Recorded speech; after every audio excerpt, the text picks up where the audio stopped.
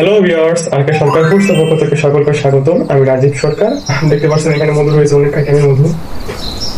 এই কয়টা মধু হচ্ছে সুন্দরবনের মধু। সুন্দরবনের মধু আর নিচে যেগুলো আছে সেগুলো হলো সরিষা, কালো জিরা, বেসিপুরি মধু। একটা বিষয় আপনাদেরকে জানানোর আছে আমার, যে আসলে সত্যিকারের মধুগুলো আপনারা কিভাবে চিনবেন। মধু সলিড তা একমাত্র বোঝা যায় ল্যাব টেস্টের মাধ্যমে। ল্যাব টেস্ট ছাড়া ওরকম ভাবে আসলে বোঝা যায় না। তারপরেও কিছু কিছু বিষয় আছে যেগুলো আমাদেরকে কিছুটা ইঙ্গিত দেয় যে হ্যাঁ, এই মধুটা একদম ভালো মধু। আপনারা আমি যদি আপনাদেরকে একটু মধু দেখার কাছে এনে দেখতে পাচ্ছেন, সত্যিকারের যে মধুগুলো চেনার একটা উপায় হচ্ছে অবশ্যই সেখানে বুদবুদ থাকবে, সাদা বুদবুদ থাকবেই।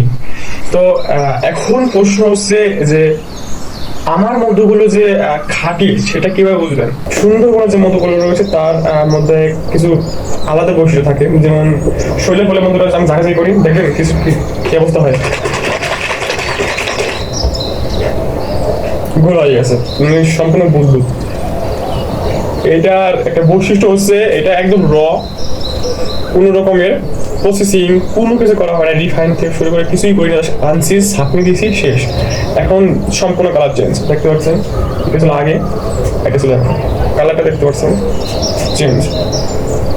আসলে এটা আবার কিছুক্ষণের মধ্যে আবার সেম কালার চলে আসবে, আগের যে কালারটা ছিল। তো এটা কেন হয়, এটা একটা বৈশিষ্ট্য সুন্দরবনের মধুর। যখন আবার খুলবো তখন একটা জিনিস দেখবেন, দেখছেন ঝাঁঝালো থাকবেই, সেভেন অ্যাপের মতন ঝাঁঝালো থাকবেই সুন্দরবনের মধুতে, এটা আপনাদেরকে মেনে। তবে আর সুন্দর একটা ঘ্রাণ, অনেকে চাচ্ছেন সুন্দরবনের একদম কাঁচা মধুটা, তো তাদের জন্য মূলত আমি মধুগুলো অনেক সংগ্রহ করছি। যদি কারো লাগে অবশ্যই আমাকে জানাবেন, আমি চেষ্টা করবো আপনাদেরকে সর্বোচ্চ একদম কাঁচা মধুটা দেওয়া। দেখছেন বড় আস্তে আস্তে আবার সেম কালার হয়ে আস্তে আস্তে আস্তে আস্তে আবার এরকম একটা শেপে চলে আসবে, এরকম একটা রঙে চলে আসবে, ঠিক আছে। তো যদি কারো সুন্দরবনের মধু লাগে, সুন্দরবনে আমার কাছে মধু আছে 5টাই এরকম।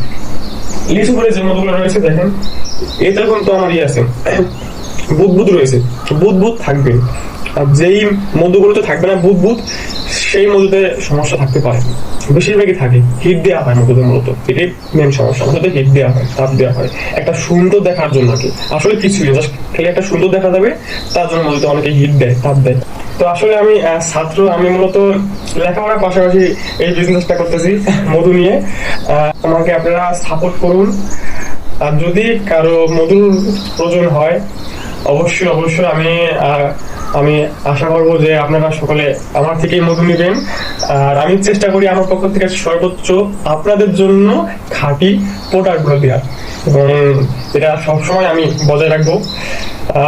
আর দোয়া করবেন আমার জন্য, আমি চেষ্টা করি, এবং আমার স্বপ্ন আছে আমি জীবনে একটা চাকরির পাশাপাশি একটা ব্যবসা সবসময় থাকবে আমার, করবো। ধন্যবাদ। আরকে সরকার ফুডসের পক্ষ থেকে।